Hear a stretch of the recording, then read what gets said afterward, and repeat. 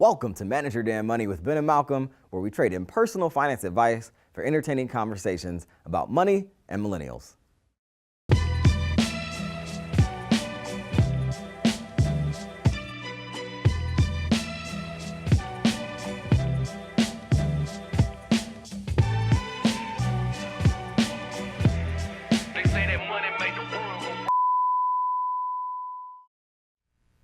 Welcome, world, to yet another episode of Manage Your Damn Money with Ben and Malcolm, where we are here for the final time in 2019, sir. 2018. Oh, dang, right. You just aged us and an extra year. Final time in 2018, right? Going into 19. It's like a year that's gone by really quickly. As we get older, years go by more quickly. Any reflections thus far, sir? Speak for yourself, man. This year was rough, tough, dragged out, everything. Indeed. But it was worth it. Okay. Ask me why. It sounds like you have some news and a reason why you want me to ask you why. Why was it rough and tumble for you, Do sir? you notice that I'm like sitting taller than the last year that you've seen me? A little bit. Do you notice a little more jubilance in my voice and tone as I'm talking to you? A tiny bit. Do you notice a little bit more sparkle in my eye? I think I do, sir. The reason all of these things have changed for the better, I'm done school. Okay. Don't have to study anymore. Oh, man. I'm officially a certified financial planner. Oh, well, congratulations, We need young an man. applause track. Like, I need to... I'm giving you one right now. I should have had it queued up, like, on my phone or something. This is it. This is it. So tell us what that means. You tell us, give us the background, what happened, and what's going on, and what that all means. Well, first and foremost, I did basically a 3-year study course in 1 year. Okay. So super condensed, super aggressive, Right. Accelerated, I think is the word they use. So an accelerated course, because essentially it's 6 different subject areas that you've got to master, take a test to prove that you mastered it to move on to the next one. Right. So if you'll oblige me, I'll give you the long version. Go ahead.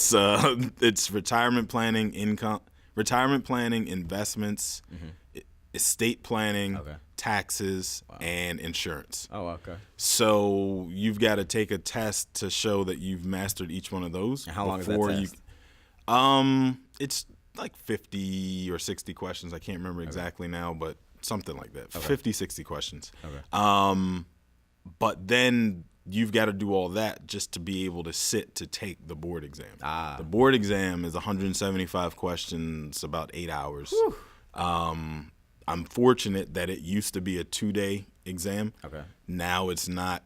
It's just 1 day. Okay. But like the fact that just 1 day is even better, right? Is like saying a lot. Mm-hmm. So what does it mean now that you studied, you passed all the tests, you're a certified financial planner now? CFPB is the shorthand for it. CFP. What am I saying? You're like those people that add an extra N or B or something at the end of Malcolm, and I'm like, what are you guys doing? So what does it mean?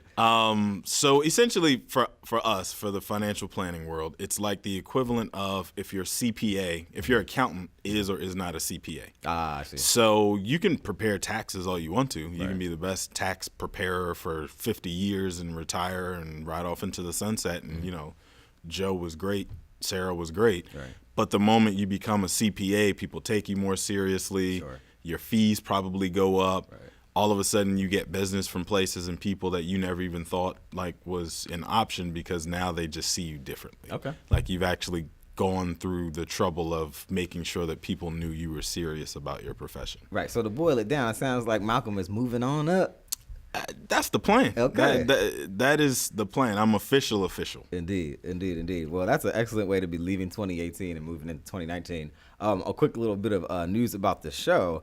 Recently, over November, we actually crossed into the 100,000 downloads. That's huge. Territory on the podcast side, which is a really big deal. We're really excited. We need about that it. applause track again. Let's give it let's give it its just. Well, we really need like that club soundtrack that's like bam, bam, bam, bam. That's what that one calls for, in my opinion. Indeed. So some great news for Malcolm. He's crossed the finish line and is now like a fully fledged financial professional all the way around, man. You're certified, brother. I'm proud of you. Congratulations. Thank you very much. Indeed, indeed. But as we do on every show of Manage Your Damn Money, it is now time for headlines.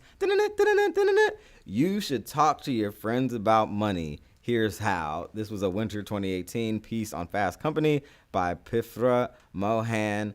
Chances are when you see your friends over happy hour, they complain about rent increases or bemoan dwindling bank accounts, but how much do you really know about their financial realities or how they budget? It may feel like you're in dire financial straits compared to your friends, but nearly 80% of full-time workers claim to live paycheck to paycheck, including about 10% of those who make six-figure salaries, which is incredible. Malcolm, have you ever, this article is covering something that I feel like we talked about before, which is talking more openly with your friends about money. That's kind of what this show is about. But I think the difference, though, with this one is they don't say, here's why you should talk to your friends about money. Okay. They assume you've already committed to that. Here's how to talk to your friends about money, which is a totally different spin on it. Sure. Which makes sense to me. Right. It makes me think, before we get further into it, have you ever been reprimanded for talking about money too much or in a certain group, or like, have you ever had an experience like that? I probably at this point, and you got to consider my position on this, right, Sure. as the guy who manages money for a living. Right. I probably get, dude, enough more than anything. Okay. Right. So it's not even like, you know, we don't want to talk about what you want to talk about. It's like, we don't want to lecture on this. Right. So it's a little bit different, but yes. So, in a word, yes. The most hilarious story I have about being reprimanded about talking about money or asking about money, I was on a date when I was 22 or 23 with a girl who was 26. So I felt like I was like doing it. And I asked her, she was talking about like a friend who was paying rent in some, nicer part of New York City. And I was like, oh, well, how much? I just casually was like, how much does she pay in rent?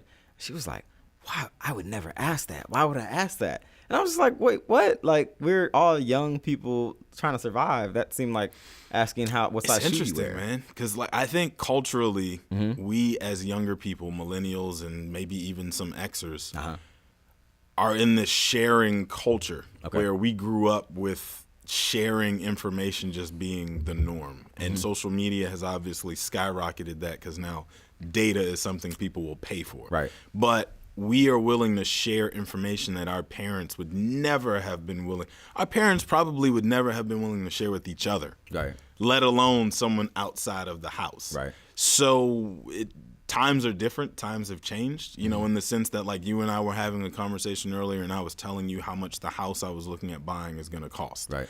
That's something that never would have happened, my mom and her friends, for example, or, whatever, years ago. It was just like, you don't talk about that. You don't ask people how much something costs. You just don't. And the point was, I think the young lady made that I was on a date with, and she was 26, so I felt like she had an old perspective on it, was that if you're asking about the rent, then you're inherently asking about how well they're doing on a day-to-day basis, which I was like, well, I don't really understand that.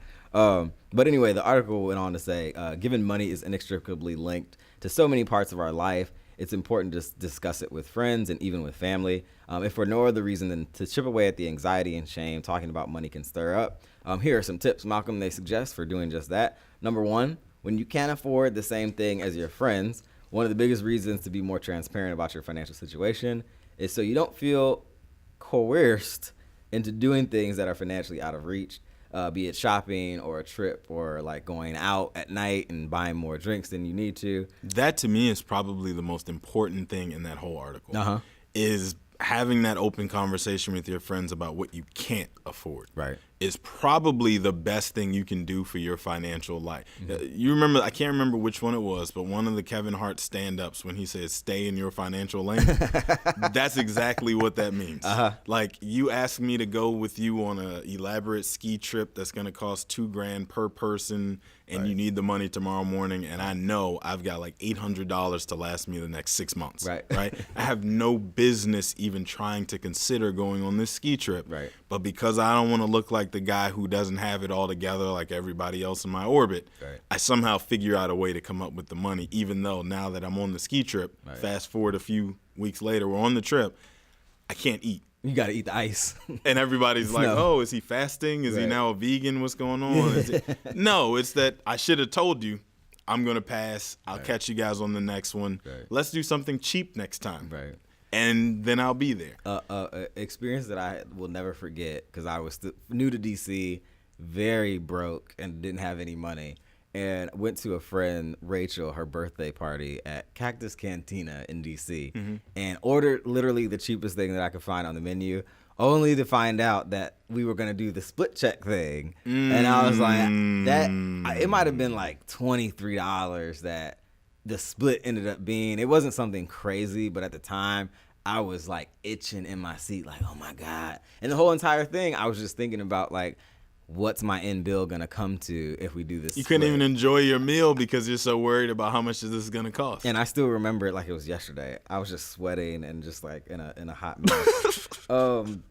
Another item that they suggest when you want financial advice, given the U.S. has spectacularly low financial literacy rates, friends can be a key source of knowledge, and that's another suggestion given by the piece. A person quoted in the story says she frequently talks with her friends about money because she wants to share what she has learned. One time we had a whole happy hour discussion about credit cards, which credit cards are best for building your credit, and how to increase your credit limit, and all those kinds of things. So what would it take, Malcolm, for millennials in particular to feel more comfortable about talking about money with friends? I think part of what you just touched on, having more people in the social sphere everywhere who actually know what the heck they're talking about. Sure. Having people around you who sound like experts on everything doesn't really help anybody, right? Like, I know that I don't know anything about shoes, for example, right? So if somebody wants to talk about Jordans and go through the list of number whatever, and this is what they, I'm the worst guy to talk about. I have no idea, right? And I'll tell you that immediately. Wrong guy. I don't know. I can learn from you. You can't learn from me. And you know what everybody's strength is, and you decide who is the person that's going to lead the conversation on this thing versus that thing versus that thing. And that, I think, helps to have that broader array of friends who've got different skill sets and different interests and whatever, and not so much everybody be trying to be an expert on everything. And know how to recognize that person too, because those people come across my social media feed giving expert advice on money. That is just like the worst thing I've ever heard a person say. And I'm like, I really hope this doesn't. Oh, no, it got a retweet. Oh, my God, it just got 100 retweets. Oh, my God, you guys are all idiots and you're doomed. Like, that's my emotional roller coaster of those people. So just know who is the person that actually knows what they're talking about versus I just deem myself the expert on this thing. That's funny. Well, I want to remind people you're listening and watching Manage Your Damn Money. On this episode, I want to preview quickly before we go to a music break the conversation at hand. The conversation we're having in this show as we close 2018, learning from your 2018 and recommitting to financial success in 2019. That's what we're going to talk about on the other side of this music break. But I want to remind you, you can always catch past episodes of this show on Apple Podcasts, SoundCloud, Stitcher, Google Play, and Spotify. Of course, please leave us a review on any of those platforms. That helps more people catch the show. Give us 5 stars. If you have a question for us, send it to us, info@manageyourdamnmoney.com. You can always follow us on social media and see the goings-ons of our daily lives, at least to the extent that we post, Malcolm. My handle is @MYDM1. What about you, sir? @MalcolmOnMoney. And, of course, that's on Instagram and Twitter. And, of course, you can catch us on Facebook, facebook.com/ManageYourDamnMoney. This is MYDM with Ben and Malcolm. We will be right back.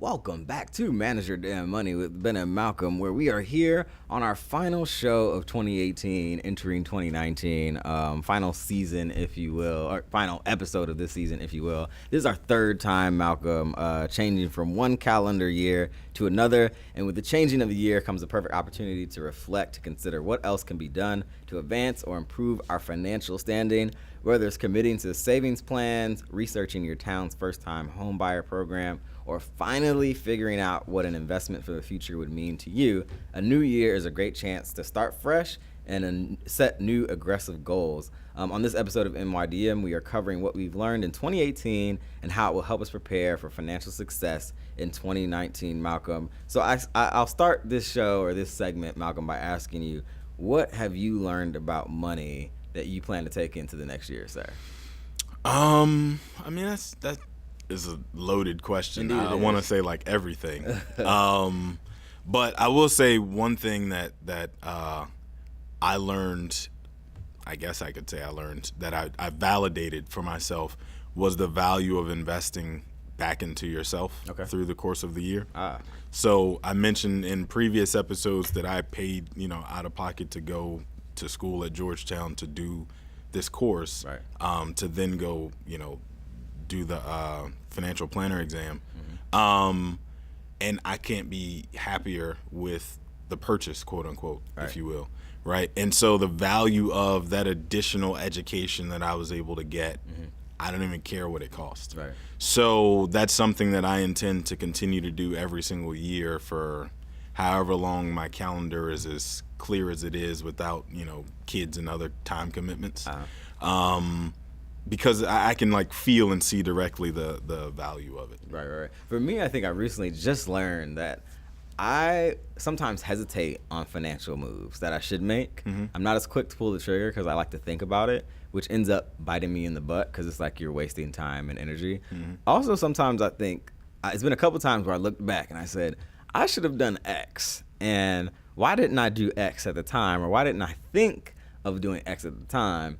And so that's something that I'm going to be working on for the next year, is try to be more clairvoyant, so to speak, of what needs to happen for my financial situation. But Malcolm, now that you're a certified financial planner, you can kind of speak more authoritatively on topics like these.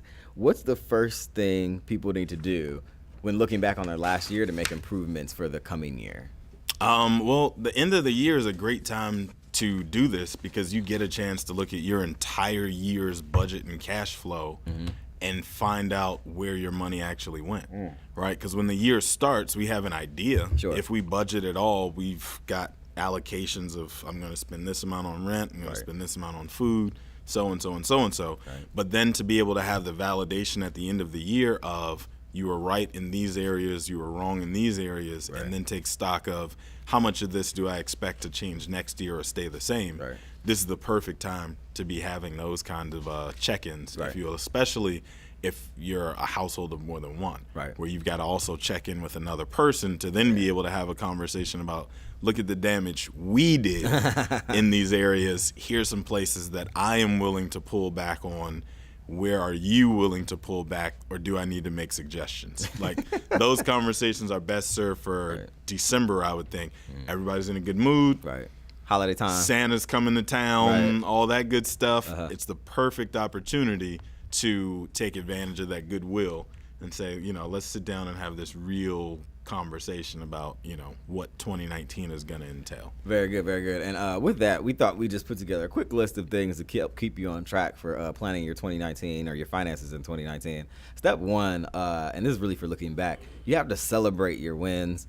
Much of our time spent on money ends up being about what we did wrong or what wasn't ideal. Take a minute to celebrate wins, big or small, to put your self-esteem in the right place so you can move forward confidently. That's a really big deal because, sometimes the weight of your financial moves weighs heavily on you. And you got to get in the right headspace for that. But you got to write them down. Yeah, you do, which is part of what's to come. Step two, consider major goals for the new year. What are major financial priorities for your 2019? As Malcolm said, make a list, write them down, and create a plan for how they can be accomplished. Be as specific as possible. And then, of course, this is like one of those like mind psychological things. Put the list in a place you can see it on a regular basis. So like refrigerator, your bathroom mirror, etc. Somewhere you go all the time. I rewrite it. Okay. So I can't even say, oh, I'm so disciplined that every month I sit down but when I think about it, so maybe it's 2 months, 3 months go by, I actually go through the exercise of putting a check mark next to all the ones I've actually completed. Right. And rewrite the whole list and then put the check marks by the one so that I can feel the validation of got it done. Sure. But also remind myself the other 8 things or whatever that are on the list. Do you keep all the papers in a stack of the old list, or you get rid of the old So I have a journal, like a bound journal that I can flip back to the front and flip back to where I actually am and, whatever. So they're all in there? They're all in there. Okay.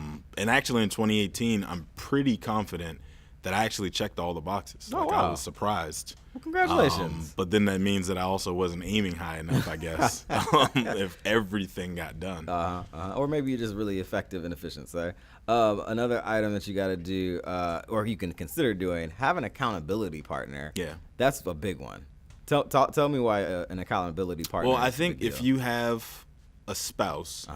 That's a built-in one. Or any other kind of significant other. Right. That's probably built in, whether you want it or not. Sure.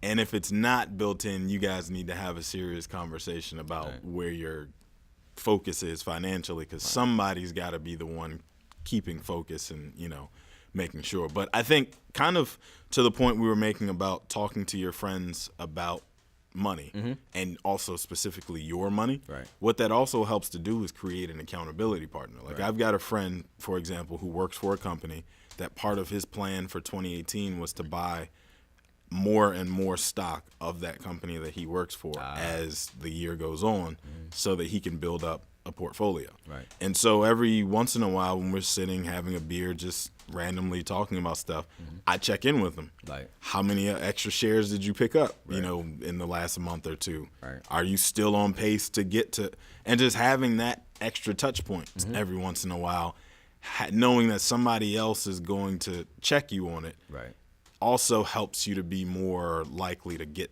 that goal done, because you want the satisfaction, at least I personally want the satisfaction of being able to say, glad you asked. Let me tell you about this thing that I just accomplished. Indeed. For you, sir, now a little more personally, to share with the people, what are some priorities that you have for year 2019, financially speaking? You may not believe this, but I haven't gotten that far yet. Okay. I was like so busy marveling at my success of 2018. Yes, sir. Well done. You did a good job, Malcolm. That I hadn't really, my arm hasn't come back around from patting myself on the back to start writing yet. I'm still in pat on the back mode. Okay. Because literally, the last thing on my list was pass the CFP exam. And I didn't allow myself to think anywhere beyond that. So I don't even know yet. I know we're planning on buying a house. That's a huge financial priority that I guess trumps everything else. Indeed. So maybe that's my only financial priority. I don't know. Well, that's fine, at least for now. Of course, for me, a couple of things that I'm thinking about, life insurance, because now I'm a parent and father of 3 kids. If I'm gone, I got to leave something behind. You being responsible. Yeah, I haven't done it yet, but I got to do it very soon. You should go listen to this podcast that I know. It's called Manage Your Damn Money. Those guys did a whole show on life insurance that was pretty good. I'm going to find that episode. You should. And listen to it. Okay. Because Tell them Malcolm sent you. It sounds like there's some smart guys on that show. Okay. And then also making more money and, of course, saving more money. And then getting started on saving generally, but maybe specifically for college for the triplets. That's like pie in the sky goal. I don't know if it's going to actually hit, but it's on the list. Another item that people have to be cognizant of, you have to create a plan, as we stated, and execute. If you don't plan, you plan to fail. Financial planning has to do with executing financial moves and changes to create adjustments you want to see. Do you need to cut cable and streaming TV services? Yes. Do you need to make a call to your financial advisor you've been dreading? Yes. Have you been delaying figuring out how to roll over a 401k into an active one? No. I know I did that for a long time. I have this one account that's floating out there, and for the longest did not look into what it would take to roll it over. It took maybe a good 4 seconds. And literally it took a couple minutes to figure out, I don't need to roll it over, because if I do, it's going to get taxed, so I'm going to just leave it. and that was it. So sometimes you just gotta like bite the bullet and do it in the moment that you're thinking about Well, it. hang on a second. Quick editorial note. Yep. Rolling it over avoids taxes. Uh-huh. Liquidating it and cashing it out requires you to pay taxes. Well, it was a different kind of account. Just want to make sure we don't get one of those emails that we have gotten before where the fact checkers are like, you said, right. and even though I know you meant, right. you said. And so there you go. Specifically, I think it's a SEP IRA, and it's different from rolling it over from that into the Roth IRA that I have on my own. So I would have to like essentially cash it out, pay taxes on it, and then put it in that old account that I have. Another one, Malcolm, do you find clients of yours put off or otherwise delay certain things when planning their next moves? Yes, even with me harassing them via email. Sometimes it's just like, now's not the time. And, you know, and part of the challenge is like, I consider myself in the same vein as like a personal trainer with dealing with folks and their money. In the sense that your personal trainer can send you that text message and remind you not to eat that donut because they just rode by and saw you in line at Krispy Kreme. And sometimes it's a friendly reminder and you go, you know what? Good reminder nudge. Thanks, Ben. I'm going to go ahead to wherever. I'm going to go to Panera and get an apple and some chips instead. Or that text message comes through and they're like, this dude keeps harassing me about eating healthy and what, I don't feel. So there's a fine line between there. And so I do what I can to help remind people of the things that we agreed we were going to do. Right. But at some point I've got to like back off and let them do what they're going to do. Absolutely. So I try and find that happy medium. Why do you think people procrastinate at all about making moves that they need to make and that they know they need to make? A lot of times, I think it's the fear of the unknown more than anything else. Like you're paralyzed by fear, and that fear is, I don't know what it's going to take to get it done. Like rolling over the 401k, like you mentioned. Like literally at this point, if you bank with a major bank, you can go online, answer 6 radio buttons about what the account is and what you want to do, put in the account number, scan, upload a copy of the statement, and the money will transfer within like 3 business days, and it's painless and seamless, and it didn't cost you anything but 5 minutes out of your day.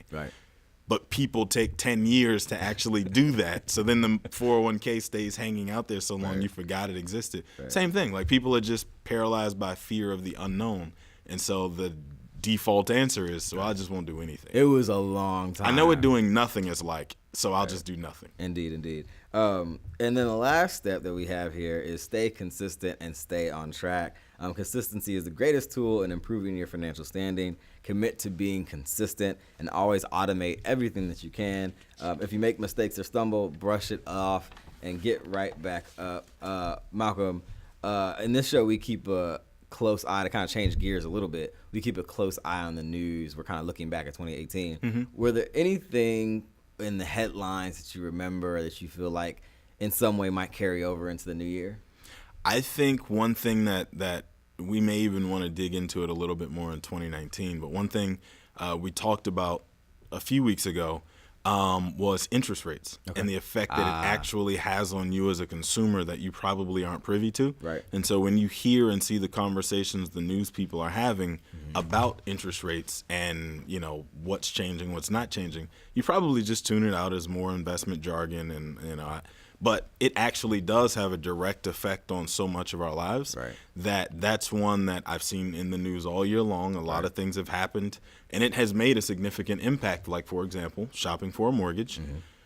If I had started this time last year, I'd be looking at, let's call it 1% less in interest rate on an annual basis, which is a difference of hundreds of dollars a month in your mortgage, right? So knowing how those things move for you or against you is huge.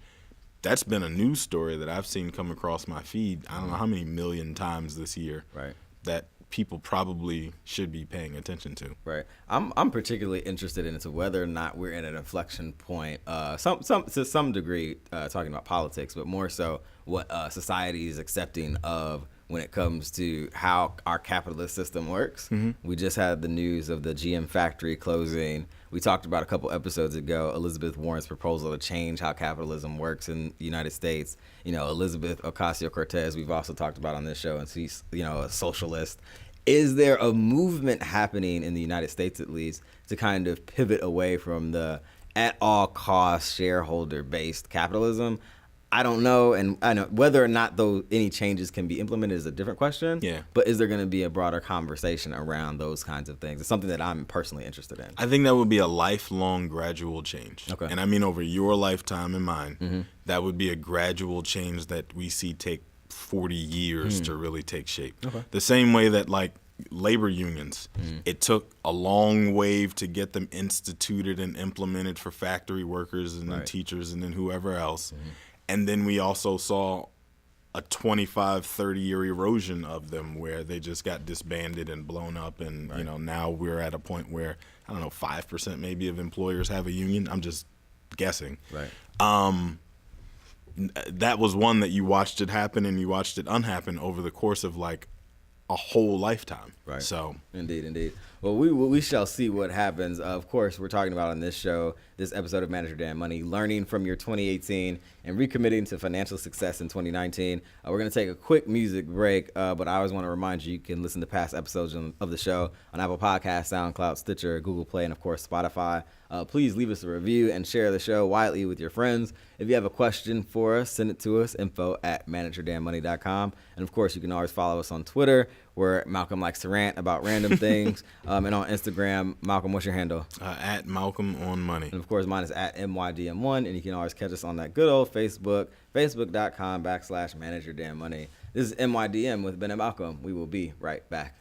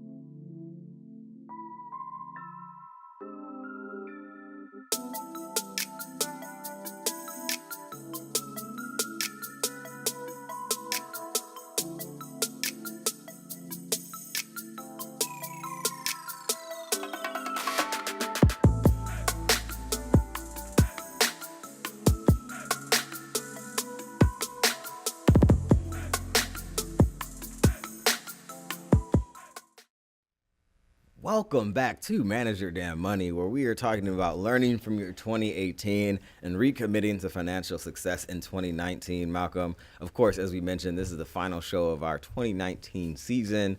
So we're closing it out with a little bit of reflection, but some top areas to consider in 2019.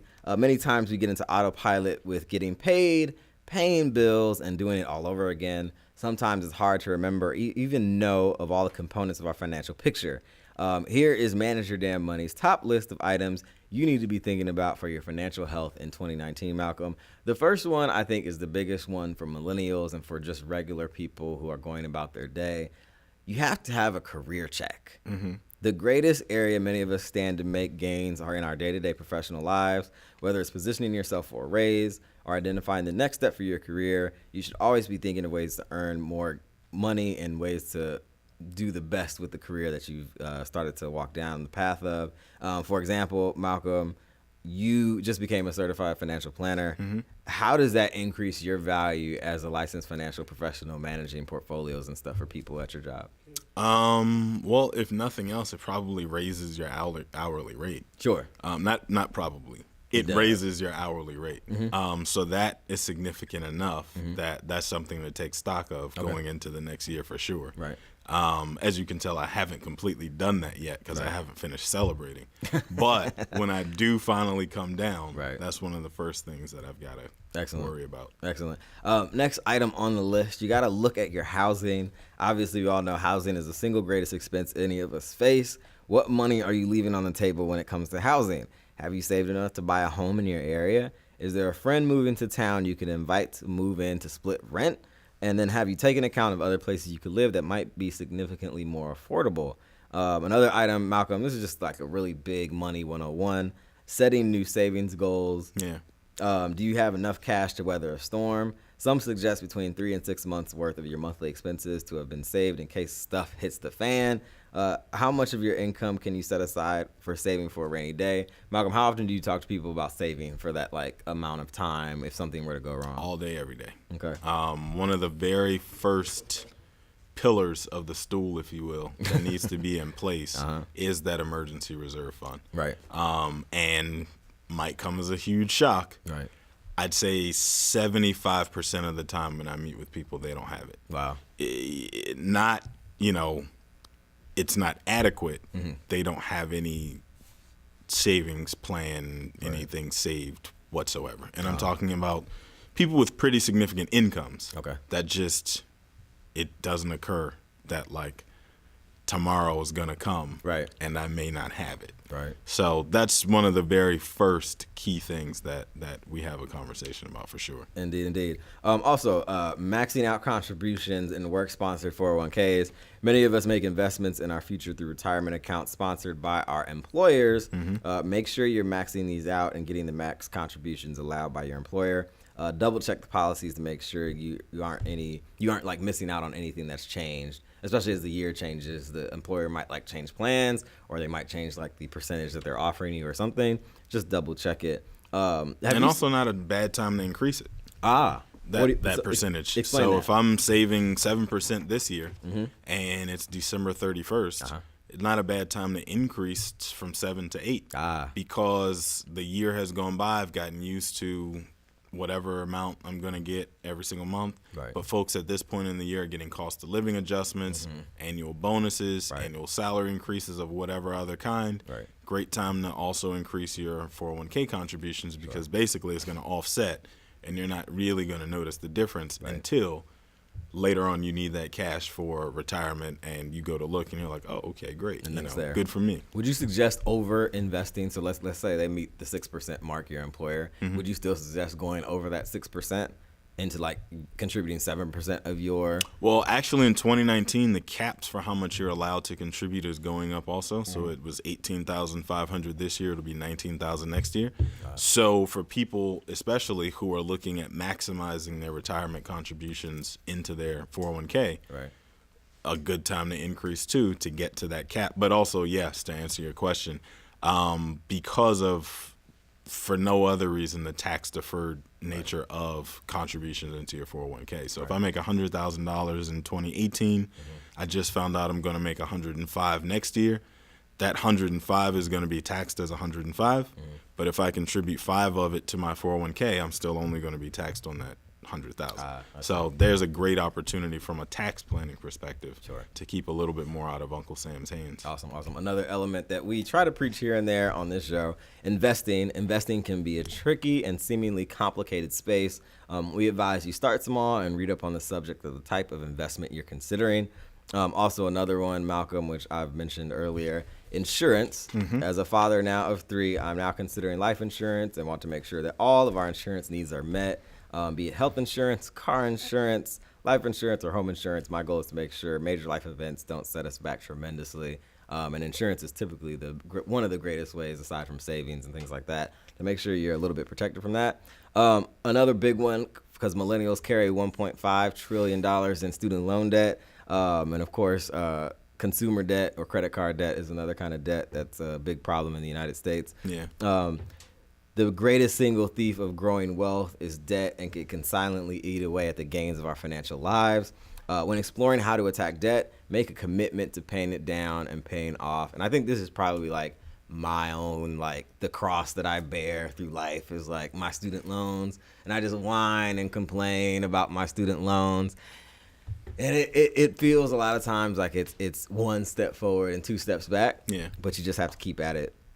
And then also finally, I'm going to say this really quickly for anybody else who's listening and needs to hear this, because I say this to you all the time, but just think about where you would be in your career and in your life. Yeah, right. If you hadn't gone to school. This reminder. And hadn't gotten the education that those student loans paid for. What life would you be living? What life would you be living today had you not?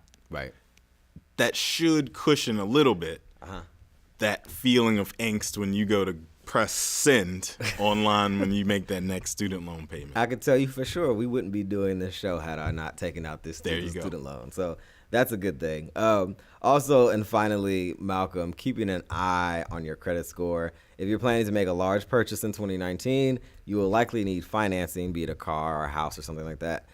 Make sure you're keeping an eye on your credit score and addressing any issues causing it to be lower than it should be. Is that something that you would remind people to do, Malcolm? Like a hawk. Okay. I just got done disputing an item that brought my score down like 40 points. Really? Hadn't been paying attention, didn't, whatever. Because it was only on one bureau specifically, too. Right. And so it was kind of hidden away because I don't pay for all three of them to report, So it was kind of hidden away. All of a sudden got serious about the house, so I started paying more attention, and I actually was willing to pay for that, all three. I was like, what is this? It took me like 6 weeks, basically. To dispute it. To get it taken off, even though the company immediately was like, yep, it's ours, we did it, it's a mistake. Right. Apparently they subcontract out the credit reporting part of it. Okay. That subcontracting company was like, nope, we don't care. You need to send us this. And I'm like, you have the company on the phone telling you it's inaccurate, take it off. And they're like, nope, not doing it. Account needs to be zeroed out. We need this documentation, whatever.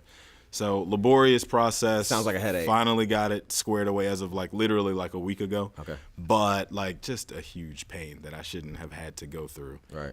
But I am glad that I am a person who watches those things like a hawk, so that as soon as it was out of place, I already knew what to do and who to beat up. It was just a matter of going through those steps. Indeed. As a newly minted certified financial planner, Sarah. Sure. What other items did we miss on this list, or that people should be thinking about as they move into the new year? A huge one. Okay. Not huge, huge. And what could that be? There's a new tax plan that just went into effect to kick off 2018, the new Tax Cuts and Jobs Act, which means that people are going to just now be getting their first W-2 of the new tax era. Right. They should be paying extreme attention to their withholdings on their job, how much of the amount left over they're either paying the IRS or now getting a refund in places where they didn't before. How big or how small is that refund? What tax credits were you getting years before that have gone away now that you didn't realize are going to make an impact on you? Because those things need to be adjusted in January when you go to set your withholdings with your employer, not December when the year has already gone by, the money's been taken out, and all you can do is wait. Right. Indeed. And then what do people typically miss before we close the show when planning for a new year with their personal finances? What's the one thing that people don't account for, don't think about? I think the biggest thing is actually the timeline. Everybody's got all the best intentions in the world. The New Year's resolutions are starting to fly around the timeline, all that kind of stuff. But the actual timeline for the execution of this thing is what matters the most. Right now, you're just speaking to me right now. You're saying, Ben, put a plan in place. I have all these ideas. So it's been a public therapy session for you? I think that's what this whole show has been about. So I'm going to use you as an example, right? So you just identified that you need to check in on your life insurance situation, right? So the question then becomes, by when? Because saying you need to do it, okay, we touch and agree. We understand that that's on the list. Amen. But the need isn't going to go away just because you kick the can down the road. Right. So then it becomes, okay, by when? Otherwise, it's really not something that 2019 is it's going to be in store for 2019. It'll just be a thing that's like, it's on my list. It's on my list, that kind of thing. Indeed. Well, we want to remind people we can always catch past episodes that we've done over the last few years. And thank you for tuning in and watching and listening to our show from 2018 and even before then. To all of our listeners and our watchers, thank you so much for sticking with us. We're going to take a quick break as we move from January into February. But as we always ask you to do, stay subscribed to the show. And eventually you're going to see a new episode pop up for those who listen on the podcast. We're expecting to come back around February. So as we always say, you can always catch past episodes of the show on Apple Podcasts, SoundCloud, Stitcher, Google Play, and Spotify. Please tell us how we did for this year and years previous. Leave us a review, give us a rating so more people can catch our show. And of course, if you have a question or a subject you want us to cover in the new year, send it to us, info@manageyourdamnmoney.com. And you can always catch us on social media. Malcolm, what's your handle?